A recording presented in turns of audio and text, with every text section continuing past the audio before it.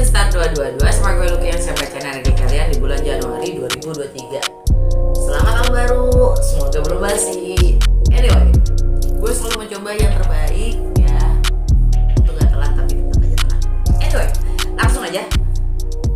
Seperti biasa, ini general reading, jadi ambil yang sesuai dan tinggal yang tidak sesuai. Jangan paksain untuk sesuai. Dan cross watcher siapapun kalian yang sedang berurusan dengan Leo, kalian welcome untuk join karena energi kita suka ketukar. Jadi sangat mungkin pesannya juga buat kalian. Kalau nggak sesuai, gue saranin nggak hanya nonton sun sign kalian yaitu Leo, tapi nonton juga moon sign dan rising atau ascendant sign kalian, karena di situ setiap orang berbeda. Nggak semua Leo sama kan? Energi planet, energi semesta selalu sama. Tapi berdasarkan tanggal lahir dan jam lahir kalian, kita semua punya dampak yang berbeda dengan energi semesta yang sama ini ya. Langsung aja gue mulai dengan Lenormand. 3 kartu aja. Apa sih yang terjadi pada Leo di tahun 2023 bulan Januari tepatnya? Apa yang terjadi pada Leo? 3 kartu aja di bulan Januari 2023.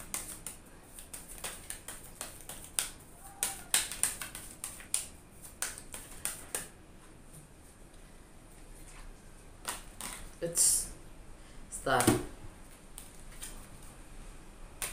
Moon, Sun. Wow, keren amat. Under the deck book. Jantung bacaan kalian, The Moon. The Moon. Oh, The Moon itu sisi emosional kita ya, sisi emosional kalian. Dan The Moon itu energinya Cancer. Kemarin kita baru aja ngelewatin tanggal 6 atau tanggal 7 itu purnama di Cancer ya, yang mana dampaknya buat kalian itu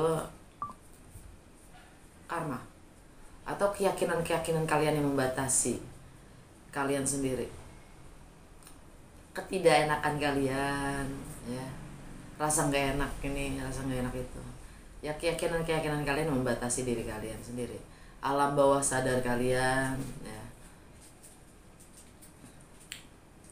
Karena Cancer buat Leo itu ada di rumah ke-12. Anyway, dan apapun itu ya yang bikin kalian gak enak, yang membatasi kalian mendapatkan rintangan-rintangan atau cobaan-cobaan ya, itu memang sudah ini fate ya,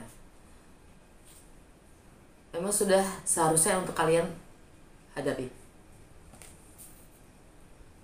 ya. Karena di situ ada kebenaran, ada pencerahan yang kalian harus pahami. Dan alam bawah sadar kalian, the book, sesuatu yang sifatnya misteri ya. Ini juga menyangkut tentang karma ya, buat kalian purnama di Cancer.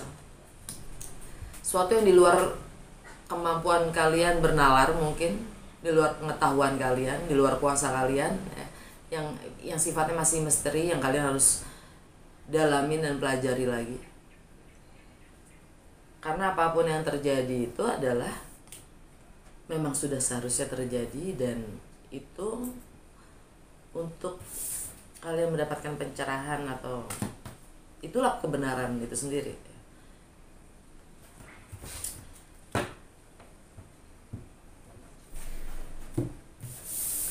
Itu yang terjadi pada Leo di bulan Januari. Oke. That's it from Lenormand. Langsung kita ke The Muse Tarot. Kali ini gue pakai The Muse ya. Bosen gue pakai Lucky Tarot. Di sini gue akan buka 12 kartu yang mungkin ke-12 kartunya nggak akan gue baca semuanya, tapi gue hanya akan membaca kartu yang bersinggungan dengan Leo, maksudnya berdasarkan energi-energi planet yang ada di bulan Januari. Oke. Apa yang Leo perlu ketahui di bulan Januari ini dengan segala perubahan atau pergeseran energi planet yang ada, dampaknya apa untuk Leo dalam sehari-harian?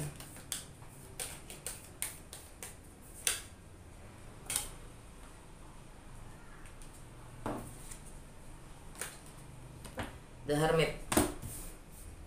Rumahnya Leo, di rumahnya Leo kalian dapat The Hermit.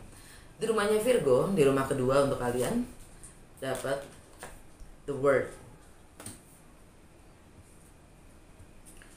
Di rumah ketiga, di rumahnya Libra, kalian dapat Justice. Energi Libra itu sendiri. Di rumah keempat,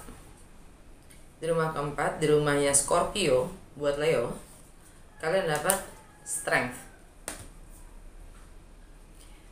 Di rumah kelima, di rumahnya Sagittarius untuk Leo, kalian dapat The Devil. Di rumah keenam, di rumah keseharian, di rumahnya Capricorn, kalian dapat Temperance. Rumah ketujuh, rumah relationship, rumahnya Aquarius, kalian dapat The Sun. Rumah ke-8, rumahnya Pisces untuk Leo, kalian dapat The Hanged Muse. Rumahnya Pisces, ini energi Pisces untuk Leo ya. Rumah ke-9, rumahnya Aries untuk Leo, kalian dapat Death.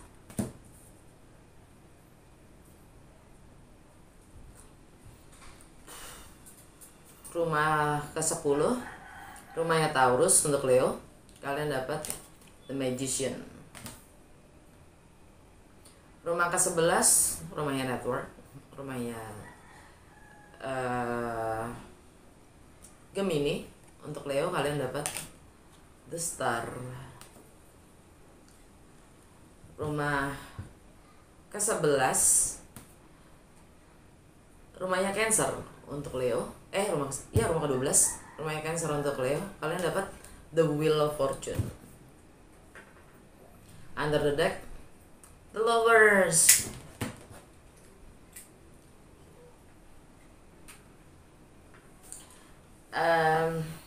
The Lovers, alam bawah sadar kalian ya. Secara general di bulan Januari ini kalian sadari kalian punya pilihan. Dan The Lovers ini energi Gemini. Di Gemini ada Mars yang direct. Ya bener, Mars yang retrograde, tapi tanggal 12 nanti dia akan direct. Tapi di bulan Januari ini energi direct yang Mars itu tidak akan berdampak banyak ya, karena dia masih belum benar-benar gerak. Dia masih pemanasan untuk gerak, karena Mars direct itu kayak mobil atau motor yang udah lama nggak kita pakai, untuk makainya lagi kita harus panasin dulu. Nah, sama energi Mars juga gitu ya. Mars juga gitu, dia akan benar-benar bergerak setelah dia melakukan pemanasan itu ya.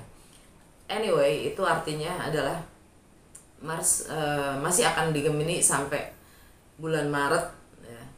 Tapi yang jelas kalian udah punya lebih narrow, lebih mengarah untuk pilihan kalian sendiri, akan lebih punya arahan. Nggak terlalu banyak pilihan ya, dan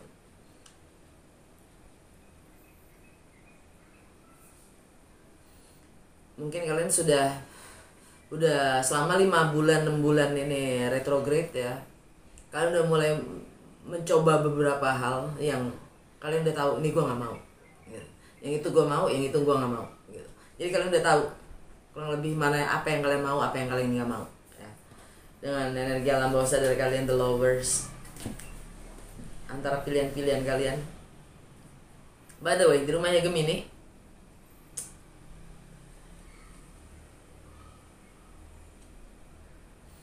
Leo, Cancer, di rumahnya Gemini, di rumah ke-11 buat kalian Leo ya. Di rumah ke-11 itu tentang network, teman-teman kalian, tentang harapan-harapan dan aspirasi kalian terhadap lingkungan sekitar kalian, tentang ya pertemanan. Network kalian dapat di rumah ke-11, bagaimana kalian bersosialisasi tepatnya. Di rumah ke-11 itu ya, di rumahnya si Gemini itu kalian dapat The Star. The Star, kalian akan dapatkan apa yang kalian harapan kalian akan terwujud dengan energi The Star. Tapi satu, kalian harus healing. Kalian harus healing. Kalian harus membersihkan. Healing di sini yang lebih ke membersihkan energi kalian dari hal-hal yang bukan kalian, sehingga apapun yang benar-benar kalian itu terwujud. Bukan karena kontaminasi dari keinginan apapun dari orang lain terhadap kalian, tapi keinginan sebenar-benarnya dari diri kalian sendiri. Bukan apa yang orang lain inginkan untuk kalian lakukan. The Star. Ini energinya Aquarius. Dan kalau kalian bisa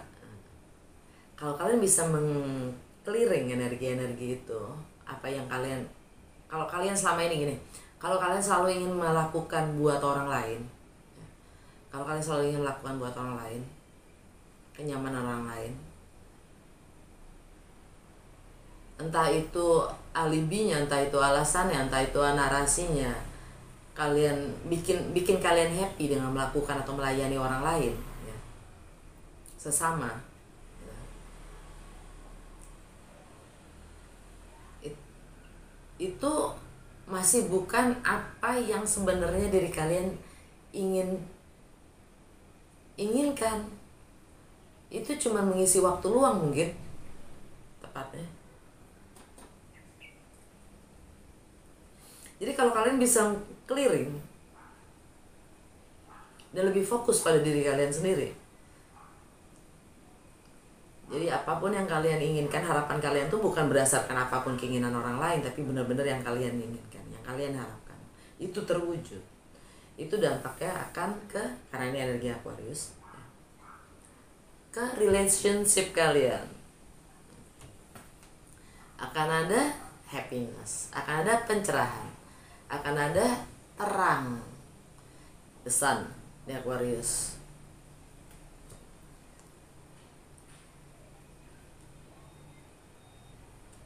Karena rumahnya Aquarius buat Leo itu di rumah relationship, ya. Entah itu personal, profesional, ya, relationship, entah itu bisnis, entah itu personal, pacar, suami, istri, whatever, ya. Kalian akan dapat pencerahan dan happiness, ya. Tapi saat gue baca ini, matahari ada di Capricorn, ya, di Capricorn, belum masuk Aquarius. Nah, di Capricorn, di rumah Capricorn buat Leo itu ada di rumah ke-6, tentang keseharian kalian, rutinitas kalian, bagaimana kalian melayani orang lain. Dan itu juga demi kesehatan kalian juga, kalian harus healing di rumah ke-6, di rumahnya Capricorn. Kalian harus sadari ada temperance, ya. Kalian dapat temperance, ini healing, proses healing kalian sendiri. Kalian harus bersabar tentang bagaimana kalian melayani orang lain dalam rutinitas dan keseharian kalian. Apakah itu baik untuk kesehatan kalian sendiri?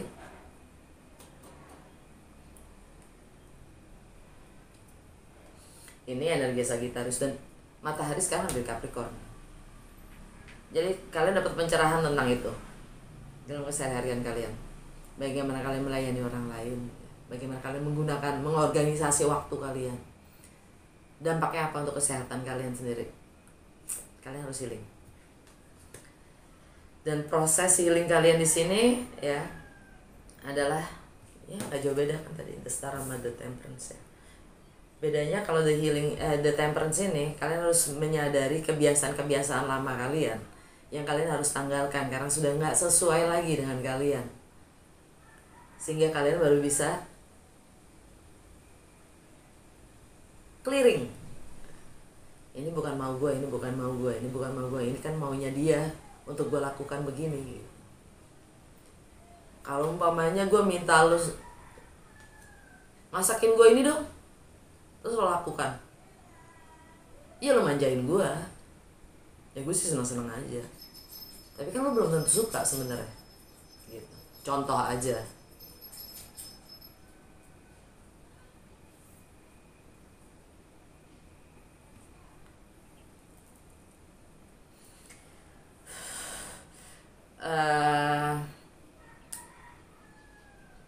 energi Sagittarius ya, yang mana buat Leo, energi Sagittarius itu ada di rumah kelima. Di rumah kelima itu tentang apa? Kreativitas kalian, passion kalian, bagaimana kalian mengekspresikan diri, bagaimana kalian menghabiskan waktu kalian, tentang romance itu sendiri, tentang anak-anak ya, tentang jiwa kanak-kanakan kalian. Di rumah kelima itu, di rumah Sagittarius itu, kalian dapat the devil, sifatnya toxic.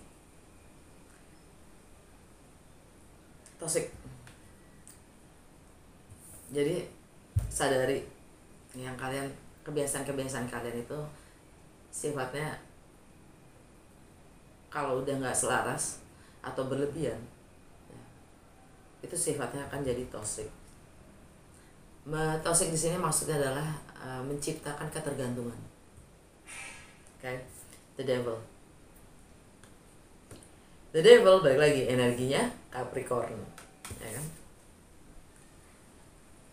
Bersabar dengan proses kalian untuk menyadari kebiasaan-kebiasaan kalian itu membangun ketergantungan, menciptakan ketergantungan terhadap orang yang kalian service, layani.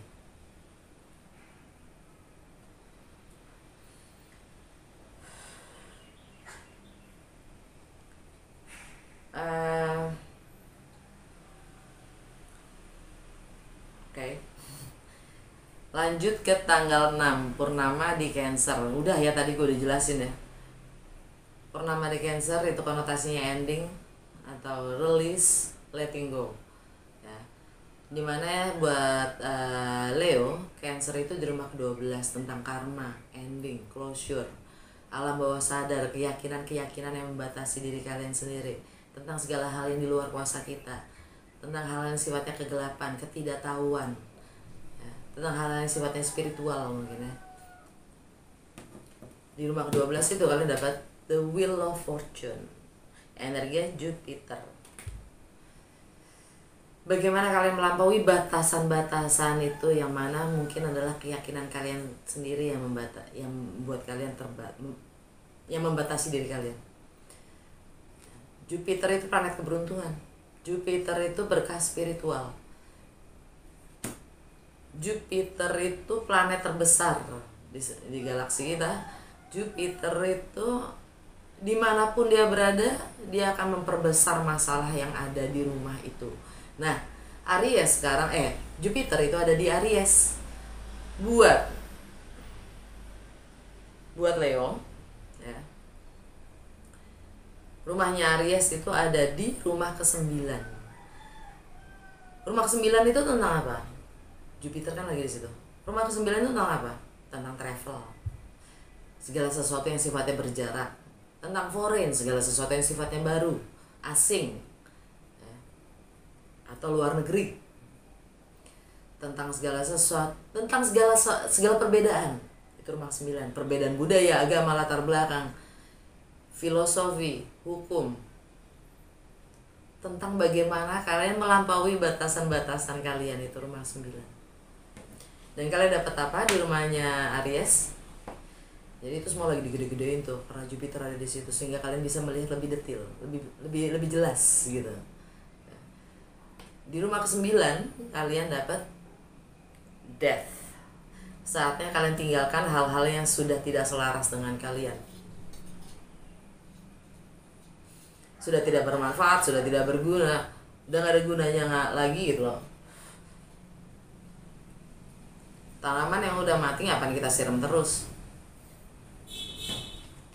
Death. Ini energi Pluto. Pluto ada di Capricorn masih ya, di kesadaran kalian, temperance. Kebiasaan-kebiasaan kalian yang kalian harus healing.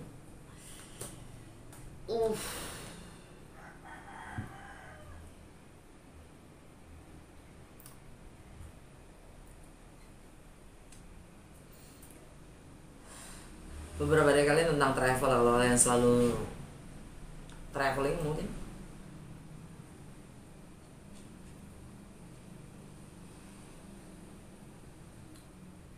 Anyway, lanjut ke Itu dampak dari energi purnama di Cancer kemarin ya, dan purnama itu dampaknya sampai 2 minggu.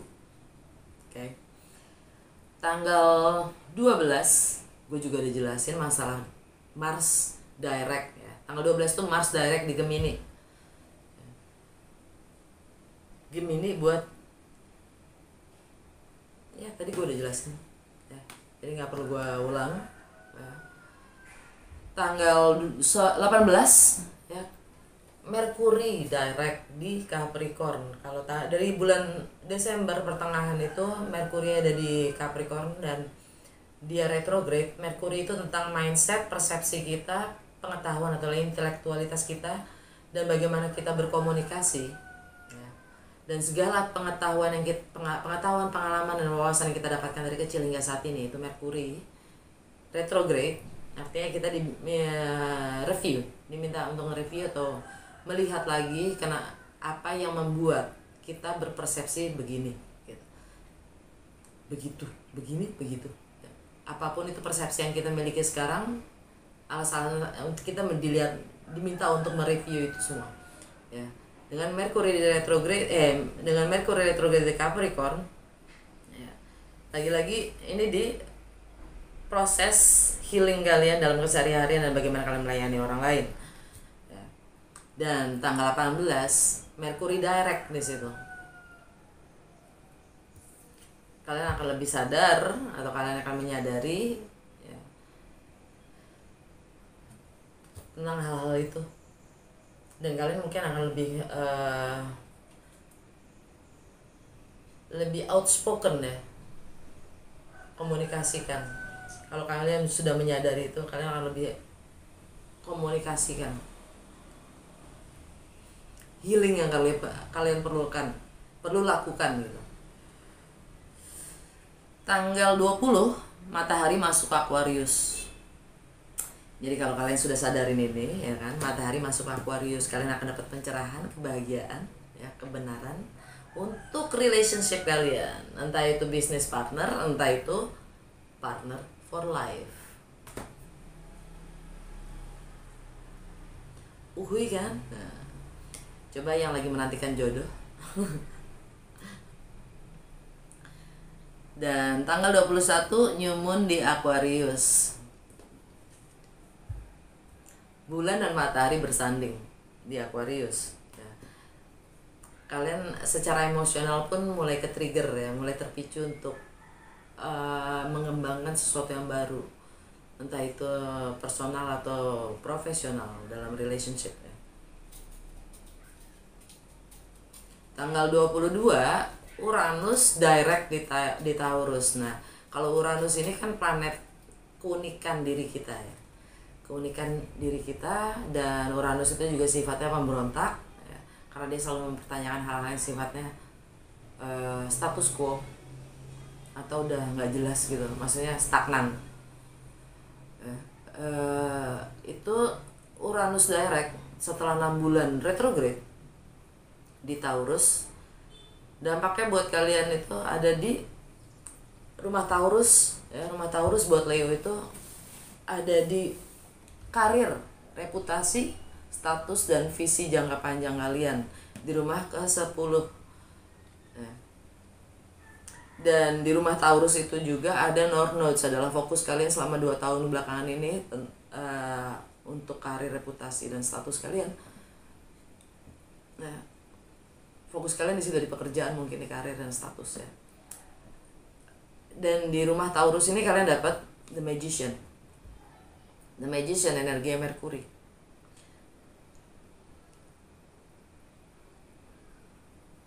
Kalian akan mulai ungkapkan, kalian akan komunikasikan, tentang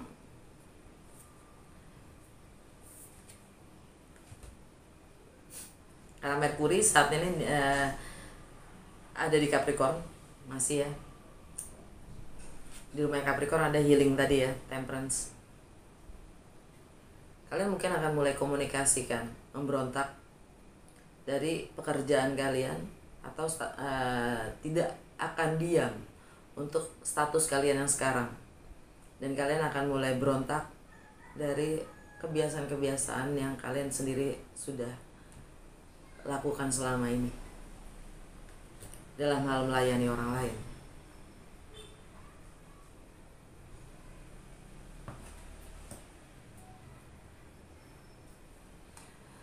Tanggal 26 Venus meninggalkan Pisces. Venus meninggalkan Aquarius masuk ke Pisces. Jadi selama Venus di Aquarius, kalian dapatkan pencerahan ya. Karena Venus bertanggal 20 kan matahari masuk ke Aquarius juga kan. Jadi Venus bersanding dengan matahari di situ. Bagaimana kalian memvalue,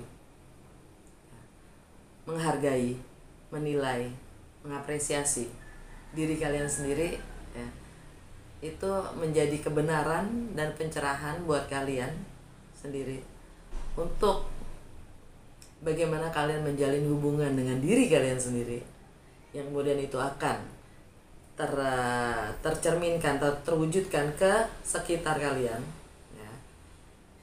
Yang kemudian Venus masuk ke Pisces meninggalkan Aquarius. Nah, di rumah Pisces itu rumah ke-8, bagaimana kalian berbagi dalam kebersamaan dan berbagi dalam hal-hal yang sifatnya milik bersama.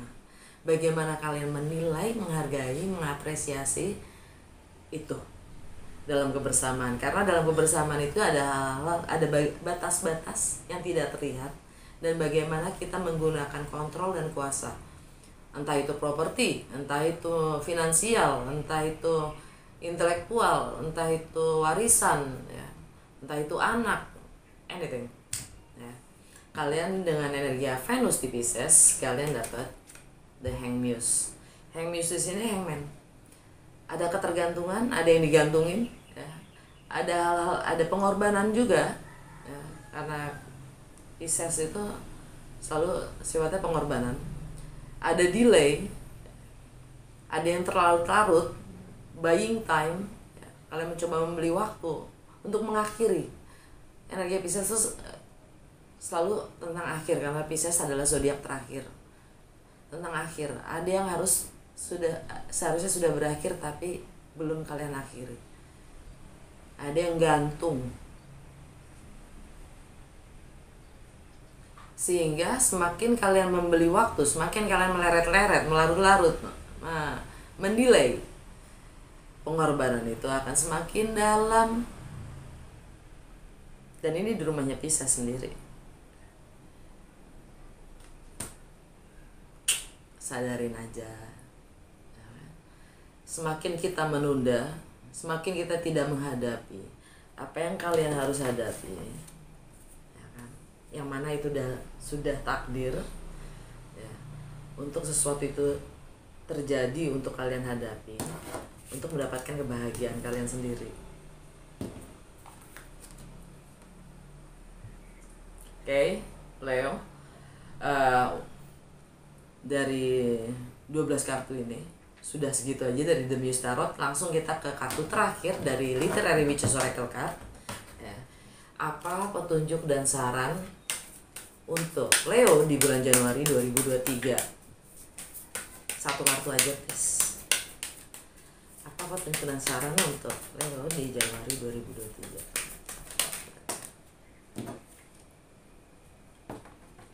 Apple, buah.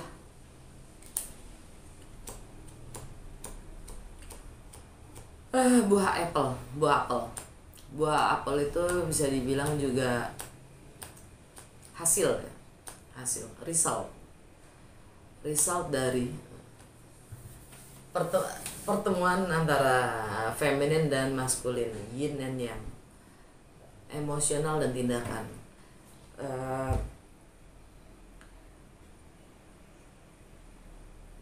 Apakah kita sudah benar-benar menyatu dengan apa yang kita inginkan dari dalam dan apa yang kita lakukan? Itu sudah sesuai, karena hasilnya itu yang akan terlihat. Alam bawah sadarnya sama di sini, Kalian harus pelajari itu. Tentang hasilnya itu sebenarnya adalah di dalam proses pembentukannya, bukan apa yang terlihat. Oke, udah segitu aja. Semoga resonates dan berguna. Kalau ya jangan lupa untuk like, comment, dan share.